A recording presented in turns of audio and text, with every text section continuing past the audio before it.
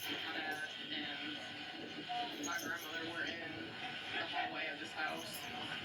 That's where they hunker down. There's no windows there, but there's a hallway that goes right there. So all of this glass shot down the hallway and peppered everybody. And they held up a door that hadn't been hung yet. They held up a door in the hallway to try to block some of that. And my mom threw a blanket over my grandmother and just held it down to keep the glass off of them. But that's where they wrote it out and they made it. God did that. That's all there is to that. Because everything else around them is just gone. Oh, it's gotta be so hard. This right here is the tornado that bore down on Rolling Fork last Oh, night. shit. And of course, we're getting stories from the survivors of what they experienced and what they're dealing with today. But this was a scene that took place through the overnight hours or the late evening hours. And Carl, as you can tell, Everybody was sleeping. It is very, very hard to see. We wouldn't see this at all if we didn't have any lightning. Yeah, I mean, this is a monstrous tornado, and so from a distance, when you've got an open field like this and a lot of lightning, you can make it out, but you can only imagine with this thing moving along at 55, 60 miles per hour, if you were in an area with more trees where your, sightline might be obscured, and also with it being as wide as it is, as it's getting upon you, it probably doesn't look like much more than just kind of a dark mass. And, the fact that it was moving so quickly also made this so dangerous. We do tend to get more nocturnal tornadoes in this part of the country, and nocturnal tornadoes are generally 2.5 times deadlier than their daytime counterparts. So, just a very scary situation, really kind of the worst situation imaginable with a tornado of that intensity rolling along so quickly at night, only illuminated by the lightning. Yeah, and I mean, obviously, you've got a clear view here of what you could see out in the field, but as Carl's been saying all evening, where the south is mostly peppered with a lot of trees, Prelim and, EF4. then you've got a lot of debris that you have to battle. So as we, look ahead, I mean, what are our thoughts? We've already had an extremely active winter with severe weather, might I add.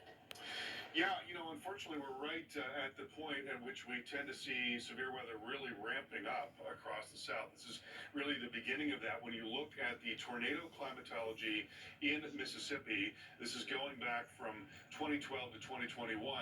April is the peak month for tornadoes. So obviously, we're just a few days away from the beginning of April, and this is really prime time for tornadoes in Mississippi. So we hope that everyone will be hyper vigilant and really keep a close eye on things. When you look at nighttime tornadoes here as a percentage of all tornadoes, the greatest percentage of nighttime tornadoes occurring in parts of what we would call the Mid-South and also the Tennessee Valley. So Arkansas as well as Tennessee and into Kentucky. But Tennessee, 46%. You've got many of the states in the Deep South and also some parts of the Midwest and the Plains. And this is a great concern to us because, again, they're 2.5 times deadlier than our daytime tornadoes. And another thing that we see in the South is that there is a very high societal vulnerability.